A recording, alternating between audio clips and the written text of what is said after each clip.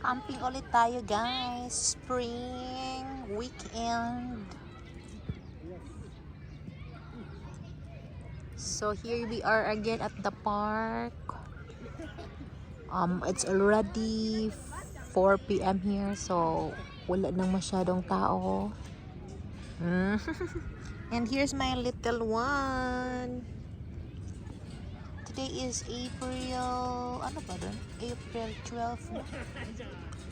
April 12, 2026. So, ito ang kasalukuyang sitwasyon sa park. Ayan. Daming naglaro, guys. But, my little one is with me. Clinging. Ayan. So, it's Sunday today. So, family time na din. Actually, kaninang mga madaling araw, ang daming naglalaro dito. We are out of space sa parking. Pero ngayon, it's okay na. Wala ng tao. And, nadala na din namin yung car namin. Malapit lang sa location namin. Kasi, when we arrive here around 2 p.m., sus nako, walang parking lot. Nakailang lugar. Naka-transfer kami ng ilang lugar. Maraming parking lot ang hinanap namin kasi full ang parking lot. But now, so it's like this.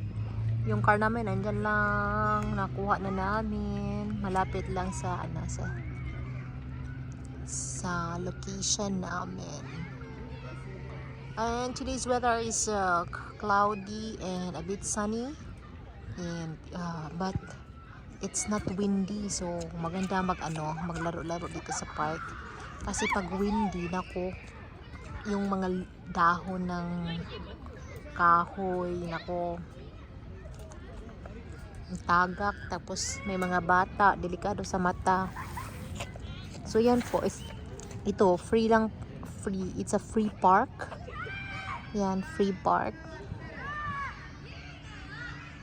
So everyone can enjoy, and free parking. So you can just bring your own food, picnic, laro, ball games, tennis, and everything.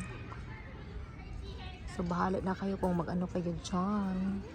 Dito po yan sa IG Prefecture, Japan. Ayan, so my little one is clinging with me. So dito lang kami sa mat, nakatambay. Ayan, nakatambay lang kami dito. Tapos yung mag-ama, laro-laro doon. Nagdala kami ng cart para madaling ikarga yung mga bata. So yan po ang situation. Hindi masyadong mainit kasi spring pa siya, katapos lang ng winter.